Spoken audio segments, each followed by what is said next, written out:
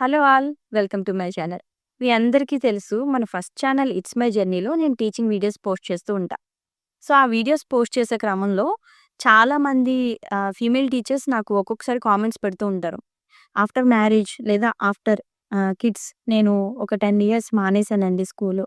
మళ్ళీ స్టార్ట్ చేయాలనుకుంటున్నాను. సో, ఇప్పుడు నన్ను స్కూల్ వాళ్ళు తీసుకుంటారా? లేదంటే నేనసలు టీచ్ చేయగలుగుతానా మళ్ళీ అలా? ఇలా కొన్ని క్వెషన్స్ అనేవి రైజ్ చేస్తూ ఉంటారు. సో, ఇవన్నీ ఏంటంటే కెరీర్ గ్యాప్. జనరల్‌గా మెన్‌తో పోలిస్తే విమెన్‌కి కెరీర్ గ్యాప్స్ అనేవి వద్దన్నా వస్తాయి. ఖచ్చితంగా మీ ప్రొఫెషన్‌లో ఎంత ముందుకెళ్ళినా ఒక సెర్టైన్ టైమొచ్చేసరికి మనం కాంప్రమైజ్ అవ్వాల్సొస్తుంది. సో, అసలు కెరీర్ గ్యాప్ అంటే ఏంటి? కెరీర్ గ్యాప్ తర్వాత మళ్ళీ మనం రీస్టార్ట్ చేయడానికి పర్టిక్యులర్ టైమ్ ఏదైనా ఉంటుందా? అసలు నేనిప్పుడు రెడీగా ఉన్నాను అని మన చుట్టూ ఉన్న పరిస్థితులను మనం ఎలా మెజర్ చేసుకోవాలనే దాని గురించి మాట్లాడుకుందాం.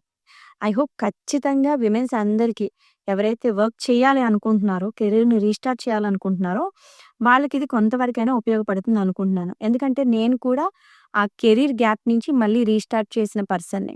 సో దట్ నాకు తెలిసిన విషయాలు కొన్ని మీతో ఈరోజు నేను షేర్ చేస్తాను. So, what is career gap?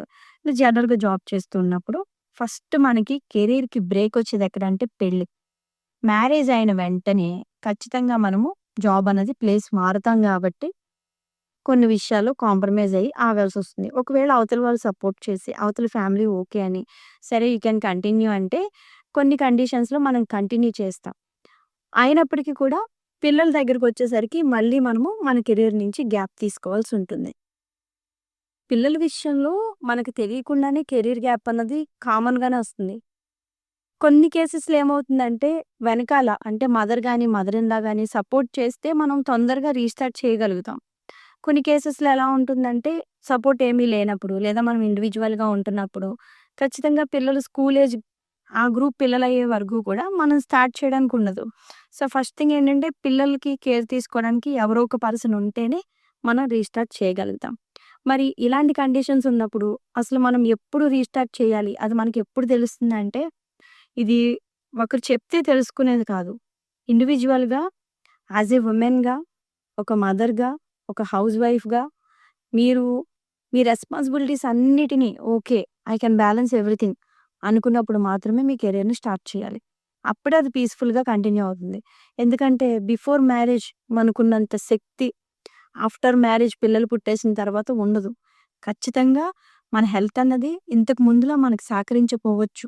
అది నార్మల్ డెలివరీ అయినా, సి సెక్షన్ అయినా ఏదైనా కూడా పిల్లలు పుట్టిన తర్వాత ఎంతో కొంత మనం కొంచెం డౌన్ అవుతాం. బట్ దానిని మనం ఎలా ఎన్హాన్స్ చేసుకోవాలంటే పాజిటివ్‌గా ఉండడం.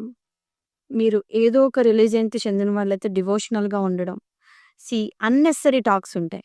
ఆ పిచ్చి టాక్స్‌కి దూరంగా ఉండడం. సో, మీ మీద మీరు, మీ పిల్లల మీద మీరు, మీ ఫ్యామిలీ మీద మీరు ఫోకస్ చేయడం.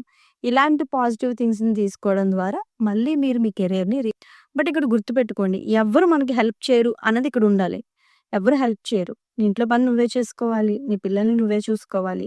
నీ జాబ్ నువ్వే చేయాలి. సో, ఈ మల్టీ టాస్క్ నువ్వు చేయడానికి రెడీ అయితే then you can go for the job. Help చేసేవాళ్ళున్నారా? ఖచ్చితంగా అది మీ అదృష్టం. సో, హ్యాపీగా మీ కెరీర్ అనేది రీస్టార్ట్ చేయొచ్చు.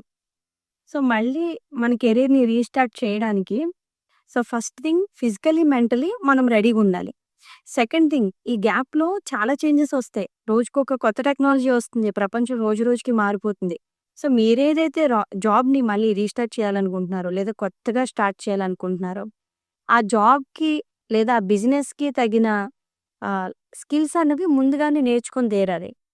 అవి నేర్చుకున్నప్పుడు మాత్రమే మనం అందులో సర్వైవ్ అవ్వగలుగుతాం. ఏమీ లేకుండా అప్పుడెప్పుడో చేశాను, ఇప్పుడు చేసేస్తానంటే మేబీ అక్కడ ఛాన్సెస్ ఉండకపోవచ్చు కదా! కాబట్టి మీరు స్కిల్స్‌ని ఎన్హాన్స్ చేసుకోవాలి ఫస్ట్ థింగ్. అది జాబ్ అయినా, బిజినెస్ అయినా, ఇంట్లో ఉండి చేసుకునేదైనా కూడా. సో, ఫిజికల్లీ, మెంటల్లీ రెడీగుండాలి. మన స్కిల్స్‌ని ఎన్హాన్స్ చేసుకోవాలి. ఇంకొకటి జాబ్‌కెళ్ళేటప్పుడు 1, 2 జాబ్ డ్రైవ్స్‌లో పార్టిసిపేట్ చేయండి. కొన్ని ఇంటర్వ్యూస్‌కి వెళ్ళండి. దానివల్ల మనకి మైండ్ అనేది రిఫ్రెష్ అవుతుంది. ఆటోమేటిక్‌గా మనల్ని మనం ఉత్సాహపరుచుకోవడానికి ప్రయత్నిస్తూ ఉంటాం. సో, మీరు బయట ప్రపంచాన్ని చూడడం ద్వారా ఆటోమేటిక్‌గా కొన్ని కొత్త విషయాలు తెలుస్తాయి. సో, ఇలా ఉంది కాబట్టి నేనిలా రీస్టార్ట్ చేయగలుగుతాను. సో, రీస్టార్ట్ చేయడమే కాదు దాన్ని కంటిన్యూ చేయగలగాలి. సో, ఇలా కంటిన్యూ చేసే ప్రాసెస్‌లో చాలా ఛాలెంజెస్ ఒస్తాయి. ఒక్కొక్కసారి క్విట్ చేసేయాలనిపిస్తుంది. ఇంకోటి గుర్తుపెట్టుకోవాల్సిందేంటంటే జాబ్ చెయ్యకపోతేనేమో ఖాళీగా ఉంటున్నాం. ఏదైనా ఎర్న్ చేస్తే బావుంటది కదా అనిపిస్తది. జాబ్స్ చేసే వాళ్ళకేమో మదర్‌హుడ్‌ని మిస్ అయిపోతున్నాను కదా అనిపిస్తది. సో, ఈ 2 కూడా ట్రిక్కీ క్వెషన్స్ అనమాట. దేనికదే సెల్ఫ్ ఆన్సర్స్ ఇచ్చుకోవాలి తప్ప దీనికి ప్రత్యేకమైన సొల్యూషన్ అంటే ఏముండదు.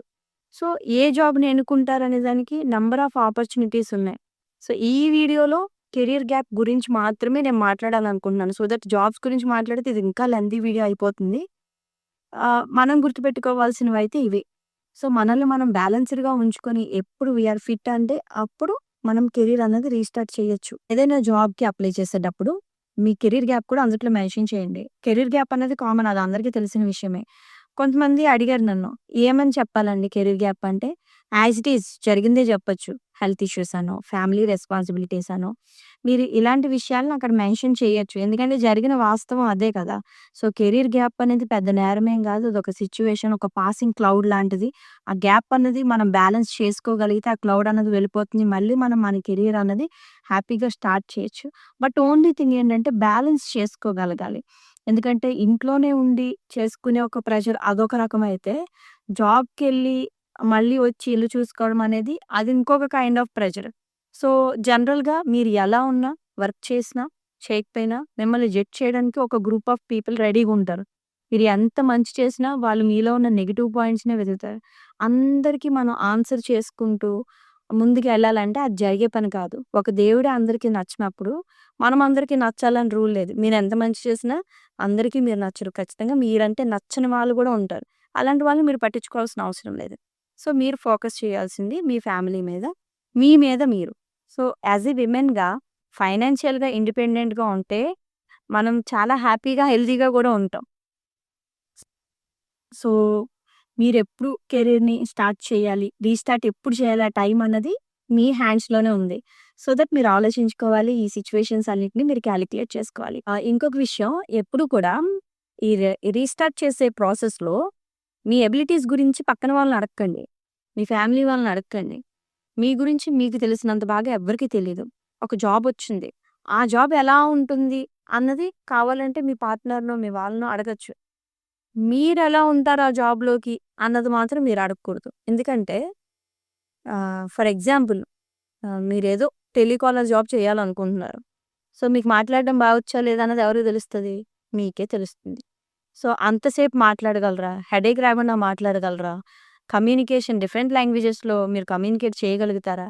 ఇవన్నీ మీ గురించి మీకే తెలుస్తాయి. మీ పక్కన వాళ్ళకి ఏం తెలుస్తాయి? సో, అన్నెసెసరీ ఆన్సర్స్ రావచ్చు. ఒక్కొక్కసారి నెగెటివ్ ఆన్సర్స్ రావచ్చు. అలా రావడం వల్ల ఏమనిపిస్తుందంటే, మనకేమీ రాదేమో, మనమేమీ చేయలేమేమో, మనం దేనికి పనికిరామేమో అనిపిస్తా ఉంటది. సో, టాక్సిక్ పీపుల్ ఎక్కువైపోయారు కాబట్టి, ఎక్కువ ఉచిత సలహాలు తీసుకోకూడదు. నీ గురించి నీకు తెలిసినంత బాగా ఎవరికీ తెలీదు కాబట్టి, మిమ్మల్ని మీరు ప్రశ్నించుకోండి. మీరు చేయగలుగుతారా? బ్యాలెన్స్ చేయగలుగుతారా? కంటిన్యూ చేయగలుగుతారా? అందుట్లో మీకు కెరీర్ గ్రోత్ ఉంటుందా? ఇవి మిమ్మల్ని మీరు ప్రశ్నించుకోవాల్సిన అంశాలు. అవతల జాబ్ ఎలా ఉంటుందని డౌట్స్ ఏమన్నా ఉంటే then you can ask your partner. అంతే తప్ప మన గురించి మనం పక్కనోళ్ళని అస్సలు అడగకూడదు. ఐ హోప్ ఇది మీకు ఉపయోగపడుతుంది అనుకుంటున్నాను. సో, నేను కూడా ఆఫ్టర్ మ్యారేజ్ కొన్నాళ్ళు, కొన్ని రోజులు గ్యాప్ తీసుకొని మళ్ళీ జాబ్ చేయడం. మళ్ళీ నాకు బాబు పుట్టిన తర్వాత సి సెక్షన్ జరిగింది నాకు. మళ్ళీ కొంత గ్యాప్ తీసుకొని మళ్ళీ నేను యాజ్ ఇట్ ఈస్‌గా నా కెరీర్‌ని కంటిన్యూ చేస్తున్నాను. బ్యాలెన్స్‌డ్‌గా మెయింటైన్ చేస్తున్నాను. నాకు సపోర్ట్ చేసేవాళ్ళు సపోర్ట్ చేస్తున్నారు. సో, ఆహ్, స్టార్ట్ చేయొచ్చండి. మనకి మనం రెడీగా ఉన్నామనుకున్నప్పుడు ఆ రైట్ టైమ్ అన్నది మన మనసుకి తెలుస్తుంది. సో, మీరు కూడా మీ కెరీర్‌ని రీస్టార్ట్ చేయాలి అనుకుంటే, ఆ ఆలోచన ఉంటే ఖచ్చితంగా కామెంట్ సెక్షన్‌లో నాకు తెలియచేయండి. I will restart my career అని. లేదు ఇంకా మీకేమైనా కొన్ని విషయాల గురించి తెలుసుకోవాలనుకుంటే వాటిని కామెంట్ చేయండి. ఖచ్చితంగా నాకు తెలిసిన ప్రతి విషయాన్ని కూడా నేను మీతో షేర్ చేసుకుంటాను. అలాగే ఈ వీడియోస్ కనుక మీకు నచ్చినట్టయితే ఖచ్చితంగా మన ఛానెల్‌ని సబ్స్క్రైబ్ చేయడం మాత్రం మర్చిపోకండి.